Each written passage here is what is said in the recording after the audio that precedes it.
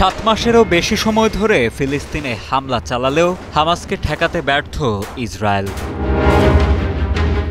সর্বশেষ প্রমাণ হামাসের প্রকাশিত দুটি ভিডিও, যার একটি ইসরায়েলি বাহিনীর ট্যাঙ্ক লক্ষ্য করে ওপর থেকে ড্রোন হামলা, অন্যটি ফিলিস্তিন থেকে দক্ষিণ ইসরায়েলের একটি বাড়িতে রকেট হামলা।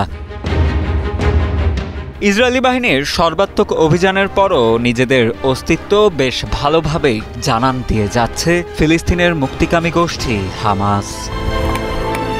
হামাস ইসরায়েলের যুদ্ধকে অসম শক্তির লড়াই বলা হলেও ধ্বংসস্তূপ থেকে বারবারই উঠে দাঁড়াচ্ছে হামাস যোদ্ধারা, চালাচ্ছে পাল্টা হামলা। সম্প্রতি আরও জোরালো প্রতিরোধ গড়ে তুলেছে ফিলিস্তিনি যোদ্ধারা। নির্বিচারে বেসামরিক মানুষ হত্যা আর গাজাকে ধ্বংসস্তূপ বানালেও হামাসের বিরুদ্ধে কতটা সফলতা পেয়েছে ইসরায়েল, উঠছে সে প্রশ্ন। এদিকে গাজার পাশাপাশি রাফাতেও হামাসের শক্ত প্রতিরোধের মুখে পড়তে হচ্ছে ইসরায়েলি সেনাদের। অথচ হামাস নির্মূলের অজুহাতে গাজা জুড়ে তাণ্ডব চালিয়ে আসছে তারা। হাজার হাজার টন বোমা আর ইহুদি সেনাদের স্থলাভিযানে এখনও ধ্বংসস্তূপে পরিণত গোটা উপত্যকা। হামাস সদস্যরা লুকিয়ে আছে এমন অভিযোগে হামলা চালানো হয়েছে বেসরকারি বাড়িঘর, মসজিদ, এমনকি হাসপাতালেও। একের পর এক টানা ধ্বংসের ভিডিও ফুটেজও প্রকাশ করেছে ইসরায়েলি সেনারা, কিন্তু কোনো কিছুতেই যেন হামাসকে নির্মূল করতে পারেনি তারা। সম্প্রতি শক্ত প্রতিরোধ গড়ে তুলে প্রশ্নের মুখে ফেলে দিয়েছে নেতানিয়াহু প্রশাসনকে।